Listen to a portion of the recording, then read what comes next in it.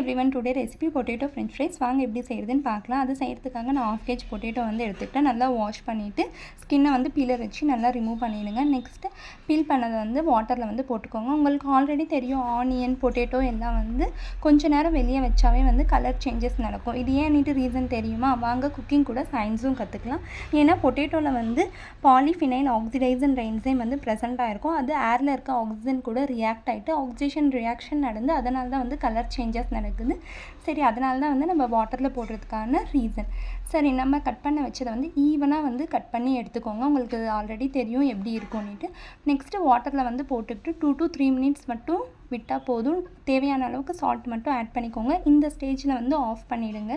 Next கொஞ்சமாக ஆற விட்டுட்டு அது கூட கார்ன்ஃப்ளவர் மட்டும் ஆட் பண்ணுங்கள். வேறு எந்த மசாலாவும் ஆட் பண்ணணும்னு தேவையில்லை. ஈவனாக ஸ்ப்ரெட் பண்ணி விட்டுட்டு பேன் வச்சு அதில் தேவையான அளவுக்கு ஆயில் ஊற்றிக்கோங்க.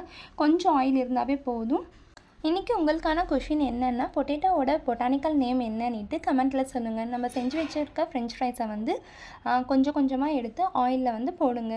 பாருங்கள், நல்லா ஈவனாக ஸ்ப்ரெட் பண்ணி விடுங்க. ஒரே இடத்துல வந்து போடாதீங்க. நெக்ஸ்ட்டு கொஞ்சம் நேரம் விட்ட பின்னாடி நல்லா மிக்ஸ் பண்ணி விடுங்க. சிம்மில் வச்சுக்கோங்க. ஹை ஃப்ளேம் வந்து தேவையில்லை. பாருங்கள், இந்த ஸ்டேஜில் வந்து எடுத்துடுங்க.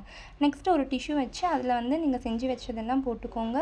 எந்த மசாலாவும் ஆட் பண்ணணும்னு தேவையில்லை. வெறும் சால்ட்டு, சில்லி பவுடர் மட்டும் ஆட் பண்ணிவிட்டு நல்லா மிக்ஸ் பண்ணி விட்டுடுங்க. டேஸ்ட்டு வந்து நம்ம கடையில் வாங்குற மாதிரி ரொம்ப டேஸ்ட்டாகவும் ஹெல்த்தியாகவும் இருக்கும். வீட்டில் செய்கிறதுனால வெளியே ரொம்ப கிறிஸ்பியாகவும் உள்ள சாஃப்டாகவும் இருக்கும். சாஸ் வச்சுட்டு சர்வ் பண்ணுங்கள்.